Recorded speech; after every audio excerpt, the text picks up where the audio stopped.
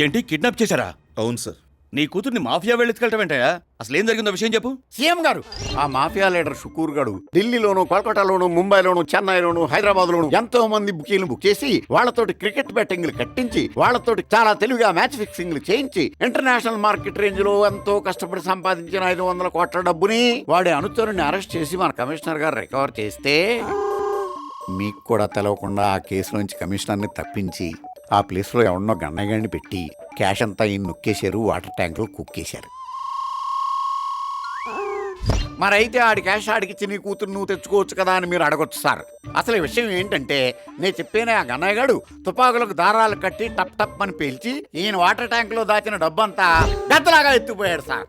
ఆ ఎత్తుకుపోయిన గన్నయ్యగాడు ఇప్పుడు జైల్లో ఉన్నాడు. ఆ కన్నయ్యగాడు క్యాష్ ఎత్తుకుపోయాడన్న సంగతి ఆ షుకూర్ గాడికి తెలియదు, మనం చెప్పినా నమ్మడు. ఆ ఎత్తుకుపోయిన క్యాష్ ఎక్కడ దాచాడో ఈయనకి తెలవదు. ఈయన కూతురేమో షుకూర్ గాడి దగ్గర ఉండిపోయింది, ఆ డబ్బేమో గన్నయ్యగాడి దగ్గర ఉండిపోయింది.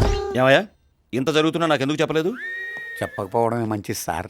చెప్తే మీరు షేర్ అడుగుతారు. ఆ షుకూర్ గాడు మీ కొడుకుని ఎత్తుకుపోతాడు.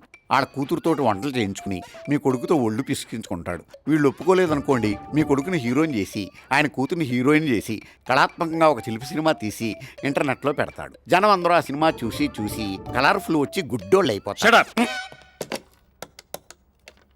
కమిషనర్కి ఫోన్ చేసి ఇమీడియట్గా నా ఛాంబర్కి రమ్మనండి. Yes sir. ఏమయ్యా, మీ హోమ్ మినిస్టర్ ఇంట్లో దొంగతనం జరిగితే మీరేం చేస్తున్నారు? మేము ఆ దొంగని ఆల్రెడీ పట్టుకున్నాం సార్.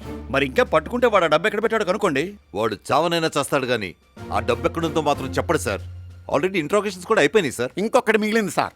ఆ గన్నయ్య గారిది వీళ్ళ అమ్మాయిది దిల్వాలే దుల్హనియా లే జాయేంగే సార్. ఈ నిగో కొంచెం పక్కన పెట్టాడు, కాళ్ళు కడిగి కన్యాదానం చేస్తే ఆ దాచేసిన డబ్బంతా బయటకు వచ్చా. ఏం మాట్లాడుతావు నువ్వు? ఆ దొంగ మీద నా కూతురు పెళ్లి చేయమంటావా? చూడు, మనది ఓట్లు వేయించుకునే వయసు, వాడిదా కొత్తగా ఓటు వేసే వయసు. బతిమాలకపోతే పనవదయ్యా. సీరియస్గా ట్రై చేయండి. Yes sir.